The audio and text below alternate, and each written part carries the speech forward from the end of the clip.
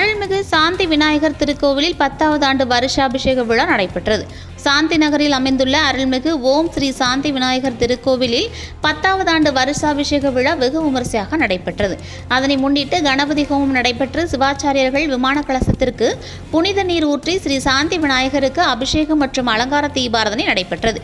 நிகழ்ச்சியில் ஓய்வு பெற்ற கிராம அதிகாரி குமாரசாமி, சப் ரிஜிஸ்டர் ஓய்வு கணபதி சுப்பிரமணியம், இன்ஜினியர் பாலசுப்பிரமணியம், சரவணன், அசோகன் மீனா, நளினி, கோவில் அர்ச்சகர் கணேசன் பட்டர், அறங்காவலர் குழு தலைவர் ஏஎல் மூர்த்தி, திருமதி ஆழ்வார், வழக்கறிஞர் KA கந்தசாமி மற்றும் பக்த கொடிகள் அனைவரும் கலந்து கொண்டு சிறப்பித்தனர். இந்நிகழ்ச்சியில் கான்ட்ராக்டர் டாக்டர் பாக்கியம் மற்றும் அவரது மகன் சரவணா கன்ஸ்ட்ரக்ஷன் உரிமையாளர் சரவணன் உள்ளிட்ட பலரும் கலந்து கொண்டனர். இதில் சுமார் 1000க்கும் மேற்பட்ட பக்தர்களுக்கு அன்னதானம் வழங்கப்பட்டது.